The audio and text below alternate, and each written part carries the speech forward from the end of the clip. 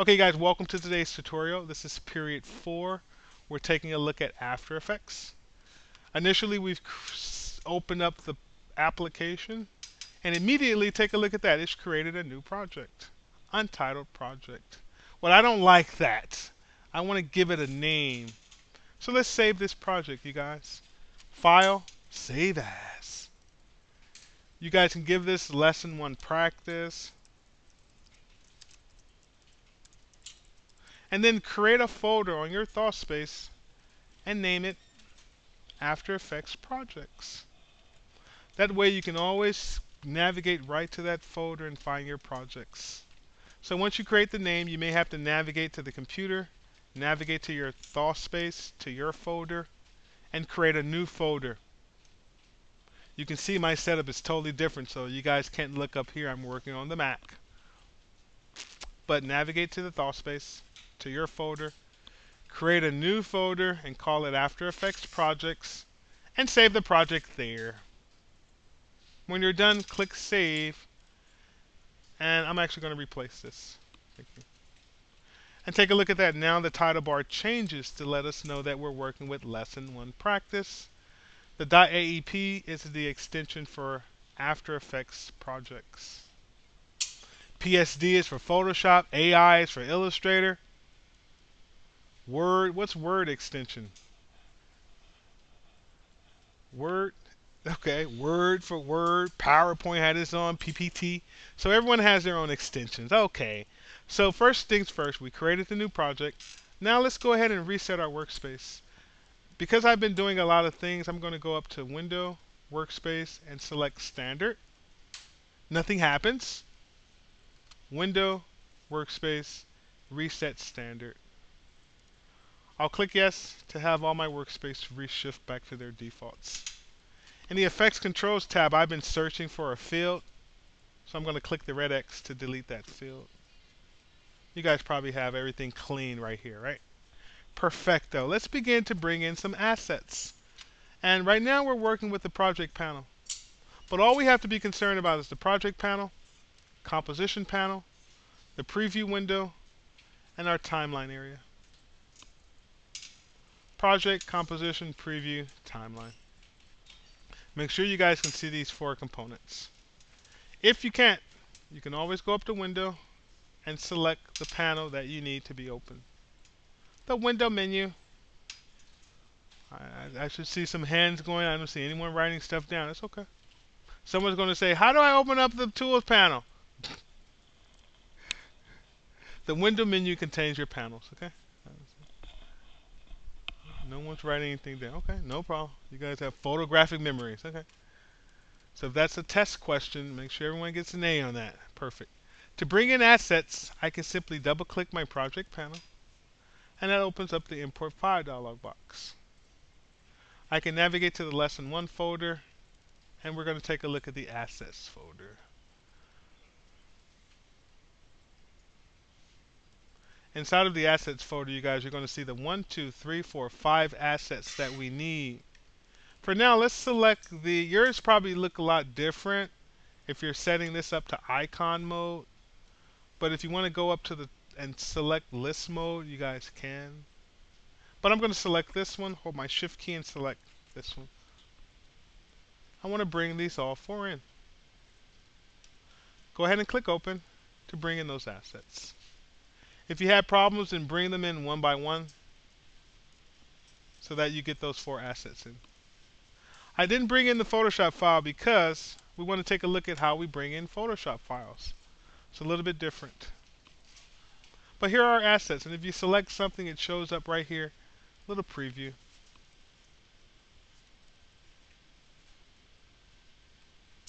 And again, you guys can click one, hold your shift key and select the last image, and click the open button to bring those in. If you're having problems with that, simply double click and import them one by one. It's no issue at all, okay? Hopefully you guys are understanding the words that are coming out of my mouth. Because a lot of you guys are making a lot of stuff harder than what it actually is. Yep. Okay. If you select something, you can see the preview update to show you the preview. Let's bring in that Photoshop file to see how we can bring that in. I'm going to double click the project panel to open up the import file. Select the BGW text. Before I do anything, I want to make sure that I import this as composition, retain layer sizes. You guys are going to select composition, clipping or something like that, right? Make sure you guys are where it says import as and not under enable. So select the Photoshop file, you go down into where it says composition, clip layer styles or something like that. Crop layers, exactly, the third option. We'll take a look at why that's important. It's a little bit different from composition. In this case, I want the anchor point to be on each individual layer, so we're changing this to retain layer sizes. If I want the anchor point to be resting in the center of the composition, then I select composition. In this case, I want everything to have its own anchor point. Crop it. Okay. And we'll take a look and see why that matters a little bit later. Okay, everything looks good. Go ahead and click open. Another dialog box appears. For those of you who are familiar with Photoshop, know how important it is to understand layer styles. I'm going to keep them editable. I'm not working with live Photoshop files, but we can keep those 3D attributes in place. Photoshop has 3D capabilities, by the way. For this, we'll just use editable layer styles and make sure that third option is selected. Okay, when you guys are done, click OK. And those assets should be brought into your project panel. Take a look at how I brought in the Photoshop file.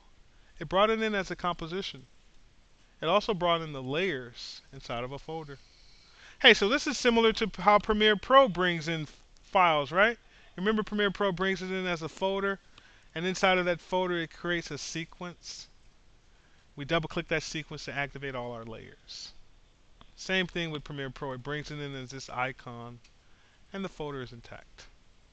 Okay, Control S to save, because you never know when the system may quit.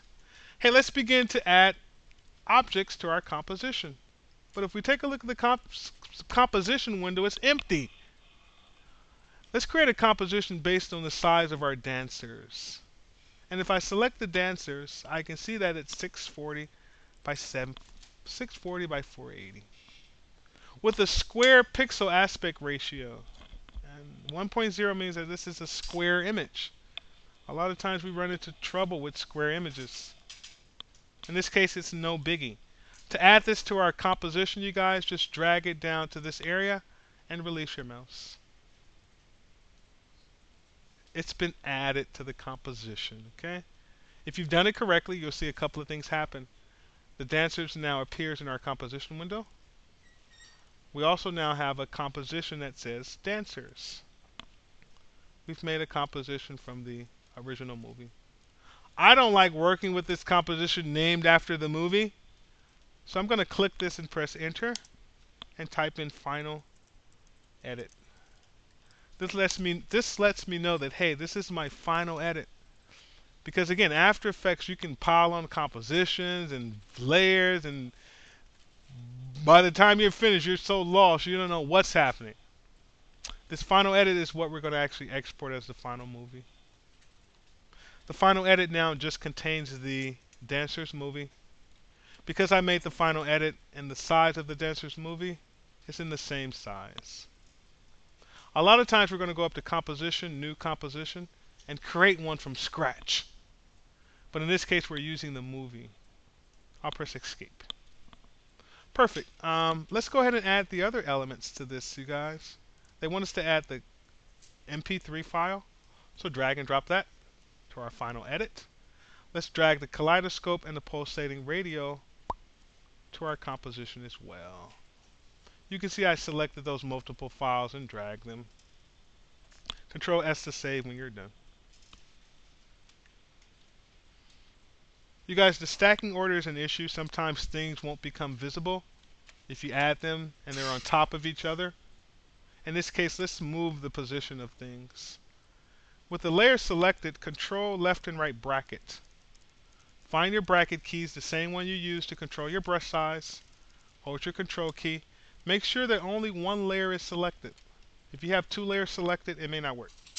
Actually, it's working with two. I'm going to select one, Control and left right bracket to reposition a layer.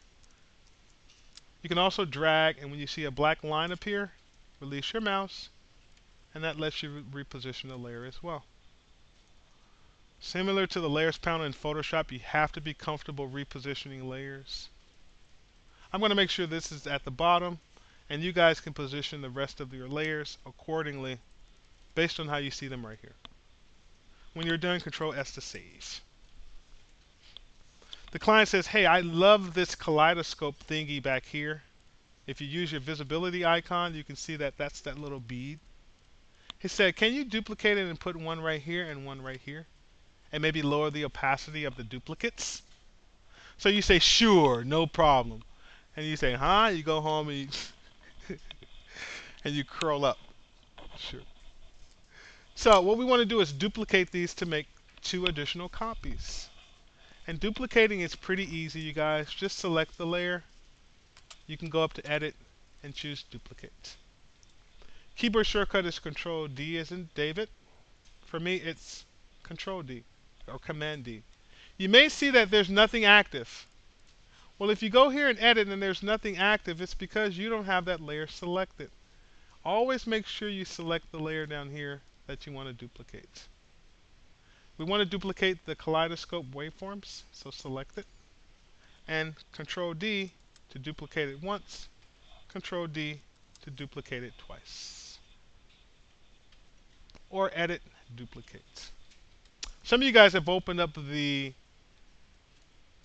layers panel by right clicking by mistake. And if you ever right click something by mistake, you may open up the layers panel. Be careful, you guys, because right now we're referencing the composition panel. And if you do open up the layers panel, it's okay. This is where we do some rotoscoping and time remaps and things of that nature. Just close it down by clicking the X and make sure you're always referencing the composition. If I also click something from my project panel, you can see that the footage panel opens. Be careful, close that up, and make sure that you're always referencing the composition panel. Okay, it's easy to double click something and get disoriented in After Effects. But what we need to do now is rename these layers. We need to make this one left, make this one right. So I'll select it, and to rename something, we press the Enter key. You guys may think that, hey, if I double click it, it's going to rename. Wrong. You select the Enter key. I'm going to use my right arrow to get to the end of that. I'll delete back, and I'll call this left. I'll select this one. I'll hit Enter. I'll hit my right arrow to get to the end. I'll delete back, and I'll press right. To finalize the name change, you always press Enter, and then Control S to save, because you never know. The system may quit. You find yourself doing all this stuff over again. And you become frustrated and you just stop. Okay, so now we've made these duplicates, but now I still have them on top of each other. To make my life easier, I'm going to hide the dancers layer for now, so I can focus on these kaleidoscopes.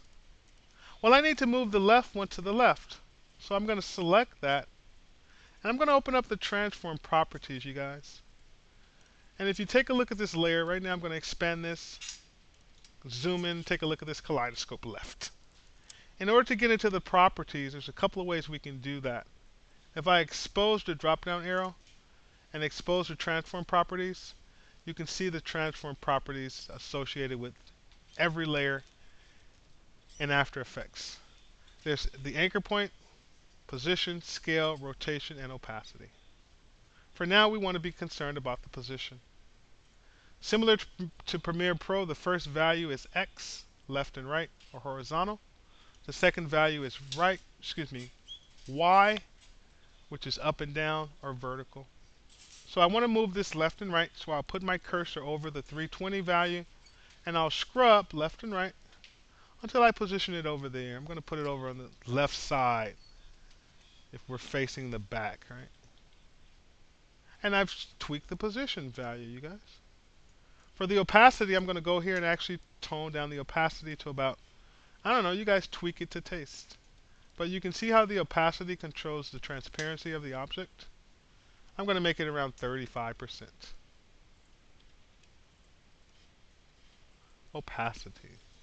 When you see the stopwatches right here, what does this mean, you guys? The stopwatch. We know that we can keyframe all these parameters. You see? After Effects is the application for motion graphics. Everything can be keyframed. Whenever you see a stopwatch, you lick your chops, because you know I can keyframe this stuff. I can make it zip on screen, zoom off screen, scale bigger, reposition itself, and rotate like a maniac if I wanted to. Okay, Control S to save. Go back in, you guys, and manipulate the right value the same way we did the left.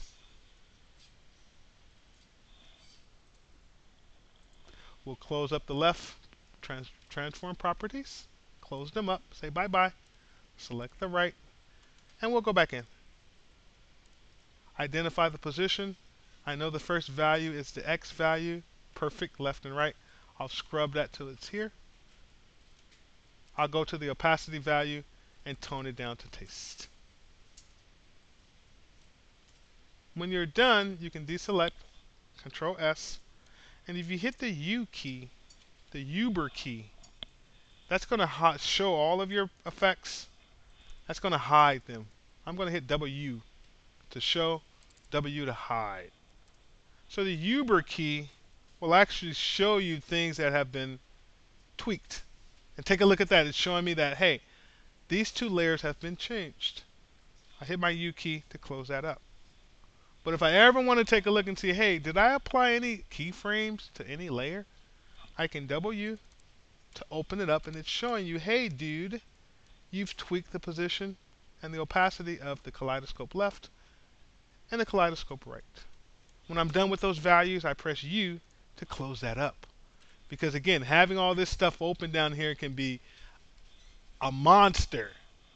And we haven't even touched 1% of After Effects yet. Not even 1%. I'll close that up, you guys. When I'm done, I'll expand this to show more of my Control S to save. Go ahead and hit the 0 key on your RAM preview. But first, show your dancers layer, right? We've hidden that layer. We'll show it. I'll go ahead and find the RAM preview because I want to hear audio. So in my preview, I'll click the RAM preview button so that I can now hear audio. It goes through its motions of playing it back. When it's done, it plays the audio. Why is it looping like that? What's causing the loop control? What's up with that? Well, this feature right here, you guys, is causing things to loop. And you see it's inside of our preview. Right now, I've actually collapsed this because there's so many options inside of After Effects. I only want us to focus on these playback controls. If you want to mute your audio, you can mute it by clicking this. But this is controlling the loop playback. Right now it's set to loop. If I click it, it's now set to ping pong. Let's see what ping pong does. I'll hit my play button. So it ping pongs from the end to the beginning and back and forth. Ping pong effect. Over and over. Because a lot of times you have to look at this and see how it's working and stuff like that. I'll hit my spacebar to stop. I'll set this option to play once. And here's the play once option. Now it plays to the end and it stops.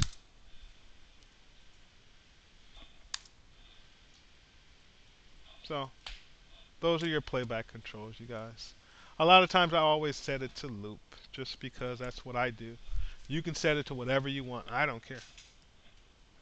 I could care less. Okay, let's take a look at our next exercise, adding a Photoshop file and manipulating a Photoshop file. We'll take a look at that next.